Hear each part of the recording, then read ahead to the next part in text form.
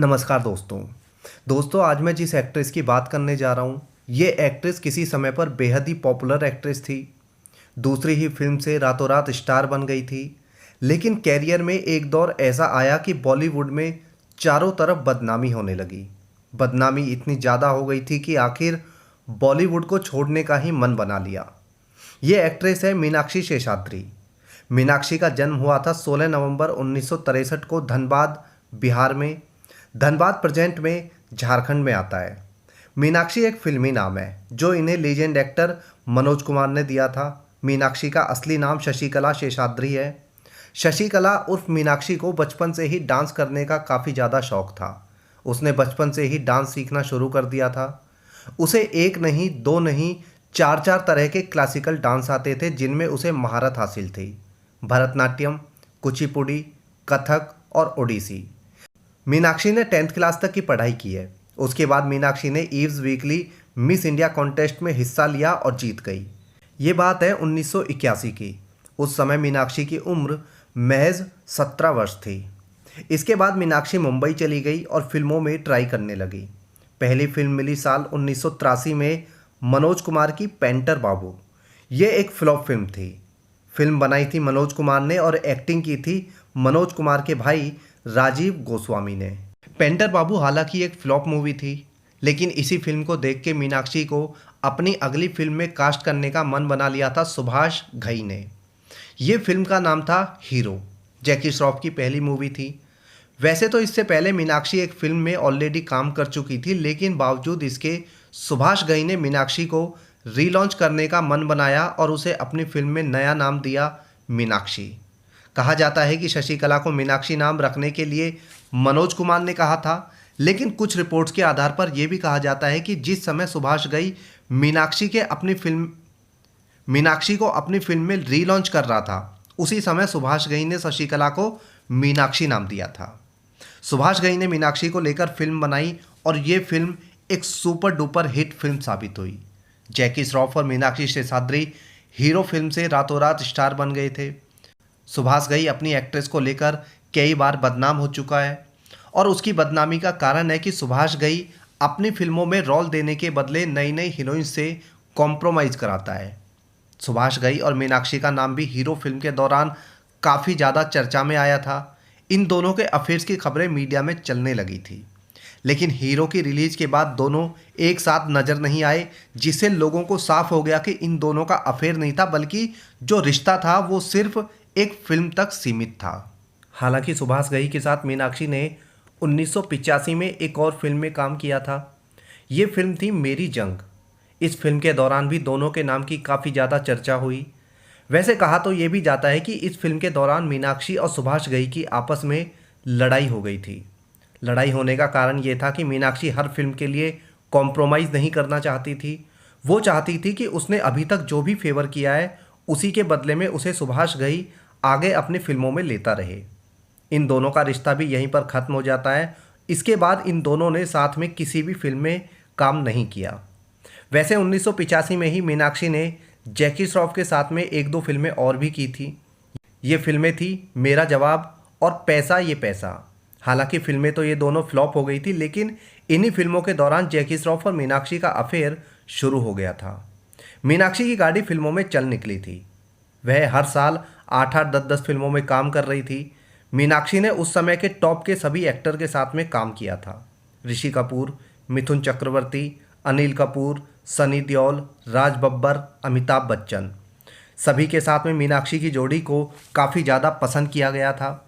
Meenakshi 90s तक आते आते टॉप की एक्ट्रेस बन चुकी थी और हाईएस्ट पेड एक्ट्रेस भी। 1990 में मीनाक्षी की 2 फिल्में आई जिनकी चर्चा सबसे ज़्यादा हुई।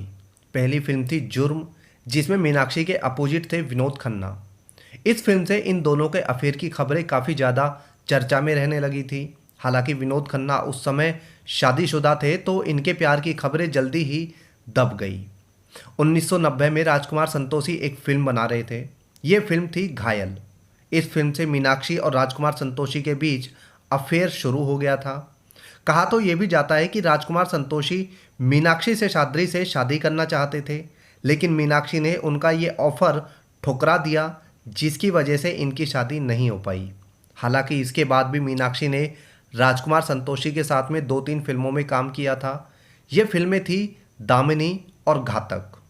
राजकुमार संतोषी के बाद मीनाक्षी का नाम जुड़ा सिंगर कुमार सानू के साथ। कुमार सानू उस समय शादीशुदा थे और वो नहीं चाहते थे कि उन दोनों के रिश्ते के बारे में किसी को मालूम चले।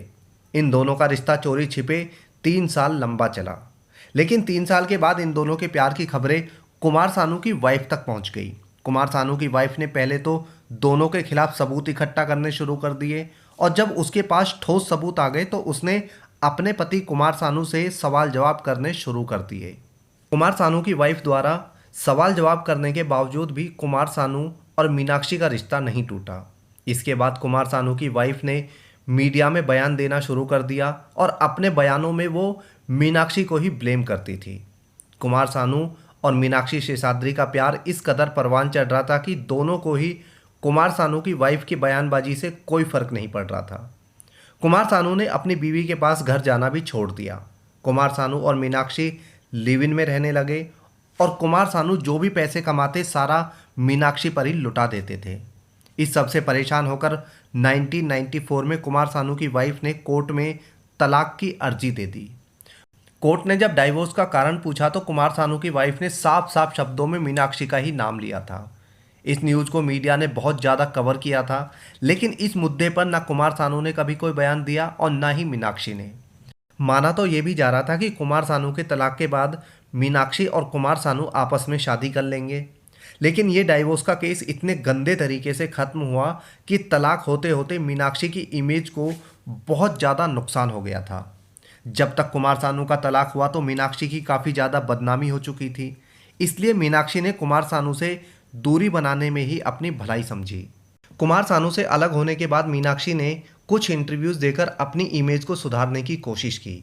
इसी तरह एक इंटरव्यूज़ के दौरान मीनाक्षी की दोस्ती एक फीमेल पत्रकार से हो गई और उसी पत्रकार के थ्रू एक बार मीनाक्षी की मुलाकात हुई पत्रकार के भाई से। पत्रकार के भाई का नाम था हरीश मैसूर, जो न्यूयॉर्क में रहते थे। एक बार इन दोनों की मुलाकात हुई तो ये मुलाकातें बढ़ती चली गई। यहीं से मीनाक्षी और हरीश दोनों एक दूसरे को प्यार करने लगे थे। इसके बाद साल 1995 में दोनों ने शादी कर ली। क्योंकि मीनाक्षी बॉलीवुड में काफ़ी ज़्यादा बदनाम हो चुकी थी, लोग उन्हें होम ब्रेकर के नाम से पुकारने लगे थे। 1995 में मीनाक्षी ने शादी कर ली और वो अपने पति के साथ में अमेरिका में ही बस गई। हालांकि 96 में मीनाक्षी की 1-2 फिल्में रिलीज हुई थी। ये फिल्में थी सनी देओल के साथ में घातक और स्वामी विवेकानंद। घातक फिल्म उस साल की सबसे ज़्यादा कलेक्शन करने वाली फिल्मों में से एक फिल्म थी, लेकिन इसके बाद मीनाक्षी ने किसी और फिल्म में काम नहीं किया। शादी के बाद कई सालों तक तो मीनाक्षी का कोई अता पता ही नहीं था कि वो कहाँ चली गई है, कहाँ पे रहने लगी है। लेकिन कुछ समय के बाद उनके बारे में पता चला कि वो अमेरिका में अपने पति के साथ में एक सुकून भरी जिंदगी जी रही है। 2015 तक बहुत ज़्यादा लोगों को नहीं पता था कि मीनाक्षी अमेरिका में रह रही है या किसी और कंट्री में। लेकिन ऋषि कपूर एक बार अमेरिका घूमने गए तो वहाँ उन्हें मीनाक्षी मिली। उन दोनों ने साथ में एक फ़ोटो क्लिक कराया जो काफ़ी ज़्यादा वायरल हुआ था। तब लोगों को पता चला कि मीनाक्षी अमेरिका के टेक्सास में रहती है, वहाँ पर एक डांस स्कूल चला रही है, उनके 2 बच्चे हैं और पति के साथ में वहाँ पर खुशी से रहती है। वैसे मीनाक्षी 2016 में इंडिया घूमने आई थी, तब उन्होंने मीडिया से भी बात की।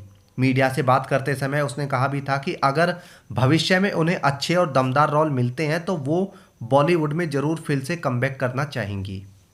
मीनाक्षी ने अपने कैरियर में एक से बढ़कर एक कई बेहतरीन फिल्में दी हैं। उनकी कई फिल्मों को आज भी बड़े शौक से देखा जाता है। लेकिन कुमार सानू के साथ अफेयर और कुमार सानू के तलाक के प्रोसेस ने मीनाक्षी को इतना ज़्यादा बदनाम कर दिया था कि उसे फिल्मों में काम मिलना पूरी तरह से बंद हो गया था। इसलिए उसने सही समय पर सही डिसीजन लिया और अपना घर बसा लिया। मीनाक्षी की फिल्में आपने भी देखी होंगी।